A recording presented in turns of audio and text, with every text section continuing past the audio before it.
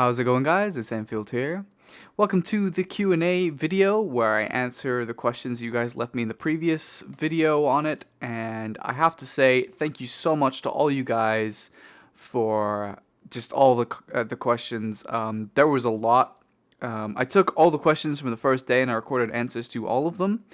So again, thank you so much, guys, for your participation. It was really awesome to see, and I'm going to do my best to give justice, especially to the important questions, and I hope you enjoy the video. Lord Erlenmeyer asks, who's your favorite FIFA YouTuber? I guess FIFA YouTuber would be KSI, but in terms of that group but doesn't really play FIFA, I much prefer Calyx. Erwin Leon says, are you going to do 3 marks of excellence on tanks of other people's accounts for gold or money? I can't do that. I can't do it for gold or money. It can't be for an exchange of services. Sometimes I'll 3 mark other people's tanks on rare occasions when they have something that interests me personally. So a tank that I might not have done it before, or a tank that I don't own, or a tank from 0 battles. Those sort of things that interest me. So in that regard, yes, maybe, but certainly not for gold or money directly. I can't do that, I'm afraid. Marcel says, I'm in a dilemma if I should join a big league team. Those recruiting me say it's no big deal and it's not that stressful, but I had an experience in esports in another game and it was very traumatic. So I would like to ask you, how much of your time must you dedicate on training and how stressful and toxic it can be? Would be nice to give your viewers some insight on how esports top teams work. So this is an interesting comment, and I don't want to spend too much time on it, even though there's lots to talk about. But basically, if you're not joining a gold league team, it's really not worth your effort in the first place. So keep that in mind. Also, the prize money in Wargaming League isn't super great, not like it is with Dota or League of Legends or CSGO. So you're not going to get that much out of your time that way as well. Also, the other issue is not many teams get to go to the big events. Last year only 2 teams got to go. I think this year 4 teams are getting to go, though. At least they're going back to that. 2 teams is a terrible idea. But in the Gold League, even on just NA, it's a lot of time. If you want to be in a top team that's going to compete and actually land themselves in these finals that you want to get to and earn some money, I guess, as well, you have to be willing to spend a lot of time practicing. So, you know, if you're going for it, go for it, is my advice. Don't sit on a mid-table, low-table Gold League team. It's just really not worth your effort. It can be toxic. It really just depends on the group of guys, how well you get along with each other, and things like that. So Ryan asks, what was your first tier 10? Well, that's an easy one. It was the E100. It still has the most battles on my account, and I still adore that tank even today.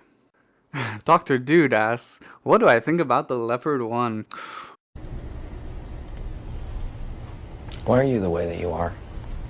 Honestly, every time I try to do something fun or exciting, you make it not that way.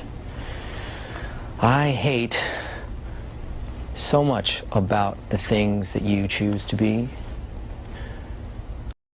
Commando Seals asks, where do you see that World of Tanks is going? I.e., is it doing well, or is it starting to decline interest? Why is that so? Do you feel that they can continue to maintain a stable population if they continue using their current business and balancing models? I would really like to hear the thoughts from a Unicum about the overall development of tanks, from beta to near beta stage to now, and how long do you foresee tanks as being a popular game? So this is a question I get quite a few times, actually. World of Tanks is actually doing quite well. It's not doing as well in the North American scene as it should be, but in Europe and Russia it's still doing quite strongly. Also, the other platforms are doing quite well, other than obviously World of Warplanes.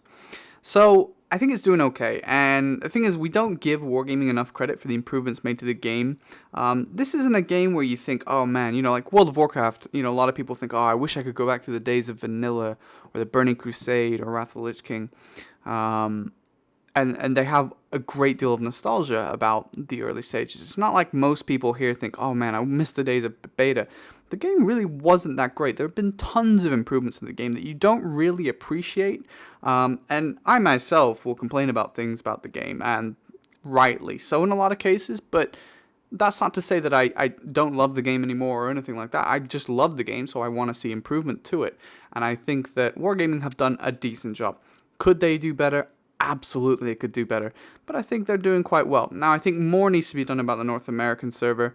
And I think, honestly, if I had to say, what is really holding it back, the Russian server. We don't have the Havoc engine, for example, because Russian market is so huge, yet their computers can't handle that. Whereas in the North American server, and mostly the European server, at least the Western European server, could certainly handle those physics. So, as for how long it can continue being a popular game, who knows? I think it's got quite a lot of life in it, despite what some pessimistic people might say.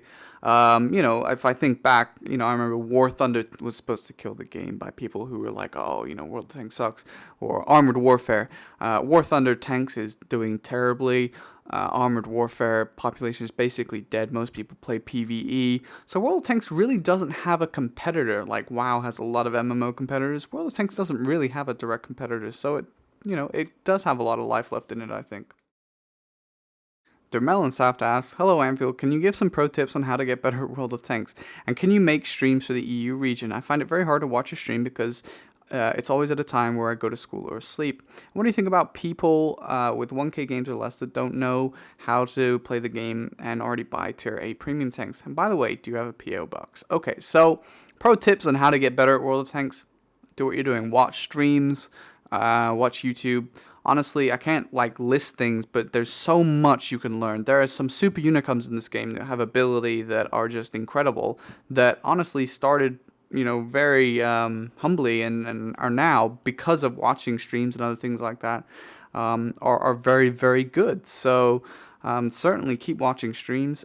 As for streams for the EU region, specifically, obviously I play both servers, but you're talking time zone. My time zone is actually going to switch to a more EU friendly time zone, and that is I'm going to start streaming at around 6 p.m. UK time. So you should be able to watch more, and I'll just obviously do other streams as well. So keep that in mind. As for what I think about people with 1K games or less that buy tier 8 premium tanks, I don't really care. I'm going to be honest. It used to bother me a long time ago, but now I don't really think it matters that much. And I don't really blame them because honestly, the low tiers bore the hell out of me. It was okay back in the day, but tier 1s are just so dull. I understand people that want to get straight into the nice tanks, and tier 8, okay. How often do you really see brand new players with tier 8 tanks that aren't rerolls? It's not really that often. And to be honest, the game really begins at maybe tier 7 and above anyway. So yeah, okay, it can kind of suck in some battles, but let's be honest, it's not the biggest issue facing the game. As for a PO box, no, I don't have one right now, but if you're really desperate to send me something, we can talk. But yeah. So Snow Skim says, hi Anfield, you sometimes play on the EU cluster. What do you think about players who insult someone only because of nationality? And what is the most important difference between the EU and NA clusters?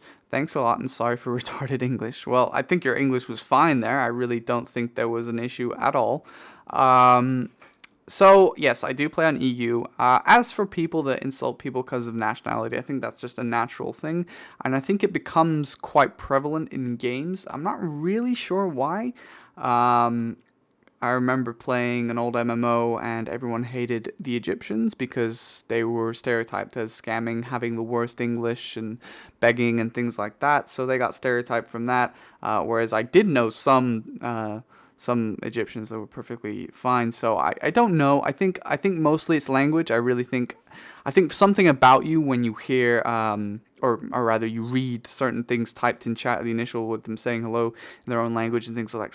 Something triggers that annoys people, I guess. I don't really know. I wish I knew. I think it just happens. I just think gaming communities always look for something to latch onto to hate about enemy players, I guess. So what's the most important difference between the EU and the NA cluster? Important difference? If I had to pick something, I suppose it would be just size of the population. NA is a lot smaller than EU, and you often end up seeing the same people over and over again in battles. This often leads to seeing the same enemy unicum platoons and other things like that, which can kind of suck. So Barely Noticed you got noticed, says, would you call the patent competitive after the buff? Well, when I 3-marked the patent, it was before the buff, and I actually found myself enjoying the tank. I just did it mostly because it was something to do. But I really enjoyed the M48, and honestly, after the buff with the DPM, it's pretty good. The only thing I would say is it's still very big. The turret is huge with no armor, so it's a little bit of a downside for the M48. But you know, the DPM, the accuracy on the gun, it does make it quite competitive. Jeremiah W asks, what kind of equipment should I put on the IS-7? So the IS-7, you can put one of two setups on. You either go rammer, stabilizer, vents, like I do, or you go rammer, stabilizer, GLD. The difference being whether you really want the slightly increased aim time that GLD will increase, or the overall buff from the vents. I went with vents because I felt the gun was just about reliable enough that I could just about get away with not needing a GLD to aim in that extra couple milliseconds or whatever it ends up being. GLD really isn't that useful, but I wouldn't dismiss it. You do have a YOLO option of optics as your third one, but that's a little out there, and I think with optics kind of being even taken off tier 10 mediums, I really wouldn't go for it. So Costa asks a long kind of question, so I'm just going to go over. He plays on Xbox. Ha ha ha! Dirty console gaming peasants! Just ignore him and he'll go away. Peasants, I bring news! Join me in PC gaming and ascend to godhood! For you are weak and I am mighty! Sorry, I couldn't resist that. Basically, he wants to know whether Brothers in Arms should be the first skill he puts on his autoloader crew on his 5100. On Xbox, you apparently only get the commander for skills, interestingly. So, to answer your question, basically, an autoloader is important to have Brothers in Arms. There's no doubt about that. And an autoloader, though, I'll generally put it on about the third skill, whereas, fourth or fifth, some other tanks that are more consistent fire. Or high alpha tanks with big blooms and things like that.